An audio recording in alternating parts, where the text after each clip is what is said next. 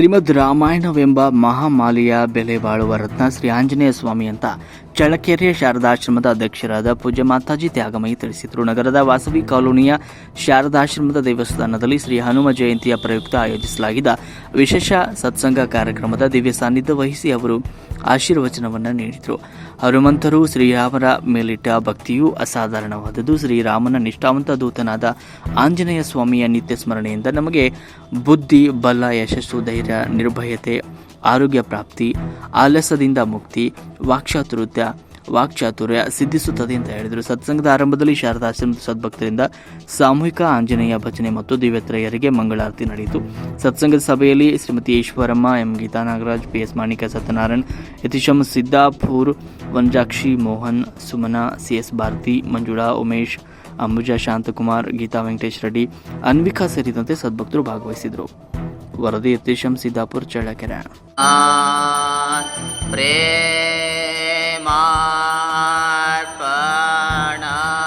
ಸಮಾಧಾರ ಜನ ಪ್ರೇಮಾರ್ಪಣ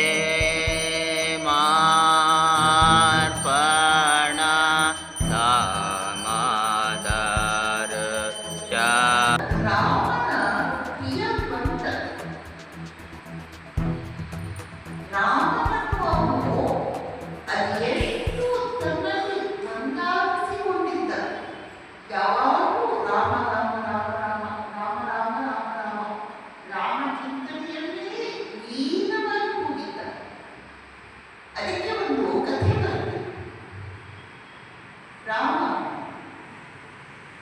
ವನವಾಸದಿಂದ ಮುಗಿದ್ಮೇಲೆ ಲಂಕೆಗೆ ಹೋಗಿ ರಾವಣನನ್ನು ಸಂಹಾರ ಮಾಡಿ ಆದ್ಮೇಲೆ ಪುಷ್ಪಕ ವಿಮಾನದಲ್ಲಿ ಮರಳಿ ಅಯೋಧ್ಯೆಗೆ ಬರ್ತಾರೆ. ಆಗ ರಾಮನಿಗೆ ಪಟ್ಟಾಭಿಷೇಕ ನಡೆಯುತ್ತೆ.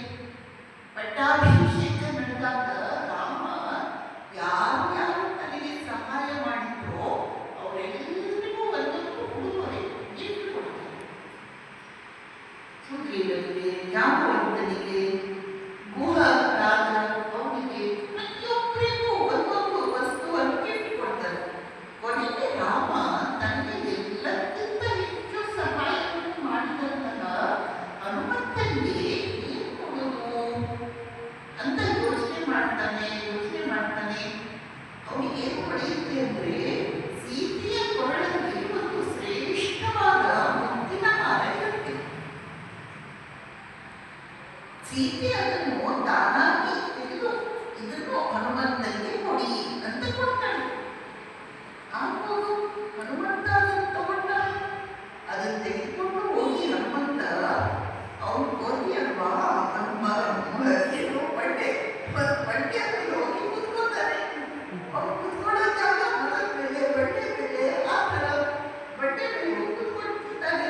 ಕುಳಿತುಕೊಂಡು ಏನ್ ಮಾಡ್ತಾನೆ ಅವನು, ಆ ಮುತ್ತಿನ ಹಾರವನ್ನು ಸೀತೆ ಅತ್ಯಂತ ಪ್ರೇಮದಿಂದ ಕೊಟ್ಟಂತಹ ಅತ್ಯಂತ ಬೆಲೆ ಬಾಳುವ ಮುತ್ತಿನ ಹಾರವನ್ನು ಒಂದೊಂದೇ ಮುತ್ತು ತೆಗೆದು ಕಚ್ಚಿ ಉಗುಳ್ತಾನೆ. ಒಂದೊಂದೇ ಮುತ್ತು ತಗೊಳ್ತಾನೆ, ಕಚ್ಚಿತಾನೆ, ಉಗುಳ್ತಾನೆ. ಅದನ್ನು ನೋಡಿ ಕೊಡ್ತಾರೆ, ಇವನಿಗೆ ಮುತ್ತಿನ ಬೆಲೆ ಗೊತ್ತಿಲ್ಲ, ಅದಕ್ಕೆ ಹೀಗೆ ಮಾಡ್ತಿದ್ದಾರೆ ಇವರು ಅಂತ. ಒಬ್ರು ಕೇಳ್ತಾರೆ, ಯಾಕಪ್ಪ ಹಾಗೆ ಮಾಡ್ತಿದ್ದೀಯಾ ಅಂತ. ದುರುದ್ದೇಶ ಆಗಲಿ, ಅಧಿಕಾರದ ಆಸೆ, ರಾಜಪದವಿಯ ಆಸೆ, ಅದು ಯಾವುದೂ ಇಲ್ಲ.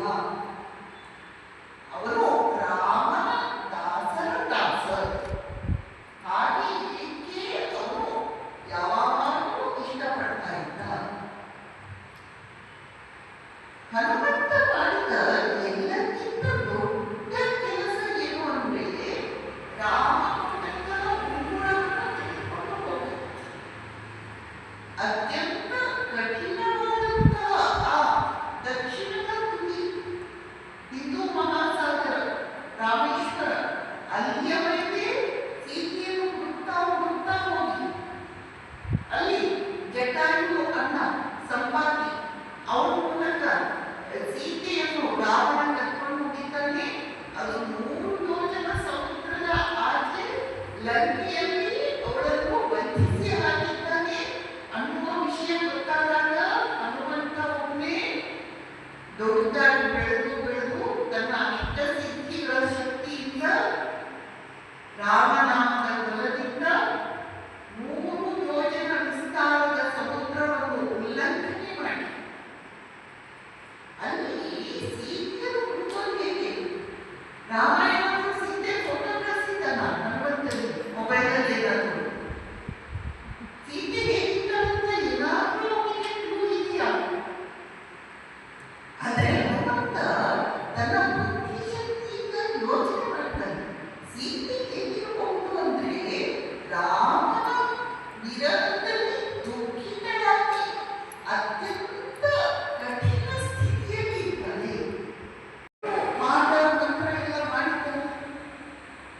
ಅತ್ಯಂತ ಇಂಥ ಒಂದು ವಾನರನ ರೂಪದಿಂದ ರಾವಣನೇ ಕಳಿಸಿರಬಹುದು ಇವನನ್ನು ಅಂತ ಸೀತೆ ಭಾವಿಸುವ ಸಾಧ್ಯತೆ ಇದೆ.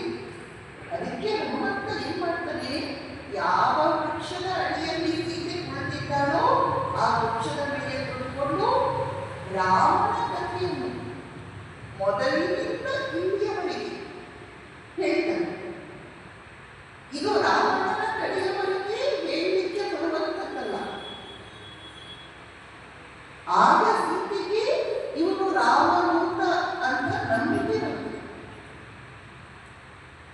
ಕೊನೆಗೆ ಅವನು ರಾಮನಿಗೆ ಎಲ್ಲಿದ್ದಾನೆ, ರಾಮನನ್ನು ಕಳಿಸಿದ್ದಾನೆ, ರಾಮನಿಗೆ ಅವನ ಉಂಗುರವನ್ನು ಕೊಟ್ಟು ಕಳುಹಿಸಿದ್ದಾನೆ ಅಂತ ಹೇಳಿ ಮರದಿಂದ ಕೆಳಗೆ ಬಂದು ಸೀತೆಯ ಪಾದಗಳಲ್ಲಿ ಬಿದ್ದು ಆ ಉಂಗುರವನ್ನು ತೋರಿಸ್ತಾನೆ. ಆಗ ಸೀತೆಗೆ ಹನುಮಂತನಲ್ಲಿ ಪೂರ್ಣ ನಂಬಿಕೆ ಬಂತು. ತನಗಾಗಿ ತನ್ನನ್ನು ರಾಮನಿಗೆ ಎಲ್ಲಿದ್ದಾನೆ ಅನ್ನುವುದನ್ನು ಹುಡುಕಿ ಹೇಳಿದಂತಹ ಆಂಜನೇಯನಿಗೆ ಸೀತೆ ಏನನ್ನು ಕೊಟ್ಟರೆ ಅಂತ ಹೇಳ್ತಾನೆ. ತಲೆಯಲ್ಲಿ ಹಾಕಿಕೊಳ್ಳುವಂತಹ ಆಭರಣ, ಅತ್ಯಂತ ಬೆಲೆಬಾಳುವ ಶ್ರೇಷ್ಠವಾದ ಆಭರಣ, ಅದನ್ನು ಸೀತೆ ಕೊಟ್ಟು ರಾಮನಿಗೆ ಏನು ಪ್ರೂಫ್, ಹನುಮಂತ ಸೀತೆಯನ್ನು ಭೇಟಿಯಾಗಿ ಬಂದಿದ್ದಾನೆ ಅನ್ನೋದಕ್ಕೆ ಪ್ರೂಫ್ ಆಗಿ ಅದನ್ನು ಕೊಟ್ಟು ಕಳಿಸ್ತಾರೆ. ಹೀಗೆ ರಾಮನ ಜೀವನದಲ್ಲಿ ಎಲ್ಲಕ್ಕಿಂತ ಮುಖ್ಯವಾದ ಪಾತ್ರವನ್ನು ವಹಿಸಿದ ಶ್ರೇಯಸ್ಸು ಆಂಜನೇಯನಿಗೆ, ಹನುಮಂತನಿಗೆ ಸಲ್ಲುತ್ತೆ.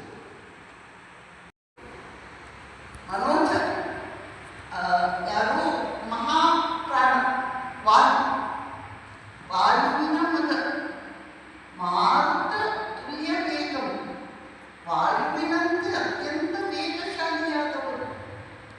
ಮನೋಜವಂ ಮಾರುತ ತುಲ್ಯ ವೇಗಂ, ಗತೇಂದ್ರಿಯಗಳೇನು ಇಂದ್ರಿಯಗಳನ್ನು ಜಯಿಸಿದವರು, ಇಂದ್ರಿಯಗಳನ್ನು ಗೆದ್ದವರು. ಜಿತೇಂದ್ರಿಯ ಎನ್ನುವ ವಾತಾತ್ಮಜಂ ವಾನರ ಮುಖ್ಯಂ ಶ್ರೀರಾಮ ಎಲ್ಲ ವಾನರರ ಸಮೂಹಕ್ಕೆ ನಾಯಕನಾಗಿರುವವರು ಶ್ರೀರಾಮದೂತಂ. ಅದು ಇನ್ನೊಂದು ಹನುಮಂತಂ ನಿರ್ಭಯತ್ವಂ ಅರೋಗತ ಅಜಾಡ್ಯಂ ವಾಕ್ಪಟುತ್ವಂಚ ಹನುಮನ್ ಸ್ಮರಣಾರ್ಥವೇ. ಹನುಮಂತನ ಸ್ಮರಣೆ ಮಾಡಿದ ಮಾತ್ರಕ್ಕೆ, ಹನುಮಂತನ ಸ್ಮರಣೆ ಮಾಡಿದ ಮಾತ್ರಕ್ಕೆ ಬುದ್ಧಿ, ಬಲ, ಯಶ, ಧೈರ್ಯ, ನಿರ್ಭಯತೆ, ಅರೋಗತ, ಅರೋಗತ ಆರೋಗ್ಯದಿಂದ ಇರುವುದು, ಅಜಾಡ್ಯ ಆಲಸ್ಯವಿಲ್ಲದೆ ಇರುವುದು, ವಾಕ್ಪಟುತ್ವಂಚ ಸ್ಮರಣೆ ಮಾತ್ರದಿಂದ ನಮಗೆ ಲಭಿಸುತ್ತದೆ. ಅಂತ ಭಯಂಕರಾದ ಕೇದಾರಬಾಬಾ ದುಃಖವನ್ನು ವ್ಯಕ್ತಪಡಿಸ್ತಾರೆ. ಆಗ ಶ್ರೀನಾಥಿಯವರು ಹೇಳ್ತಾರೆ, ನೀವು ದುಃಖಿಸಬೇಡ, ಶ್ರೀರಾಮಕೃಷ್ಣರು ಹೇಳಿದ್ದಾರೆ, ಅವರು ನನ್ನ ಶರೀರದಲ್ಲಿ ಸೂಕ್ಷ್ಮ ರೂಪದಿಂದ ಇದ್ದಾರೆ. ಅವರು ಹೇಳಿದ್ರು, ನಾನು ನಿನ್ನ ಶರೀರದೊಳಗೆ ಸೂಕ್ಷ್ಮ ರೂಪದಿಂದ ಇರುತ್ತೀನಿ. ಆದ್ದರಿಂದ ನೀನು ನನ್ನನ್ನು ನೋಡಿದರೆ ಶ್ರೀರಾಮಕೃಷ್ಣರನ್ನೇ ನೋಡಿದ. ಹೀಗೆ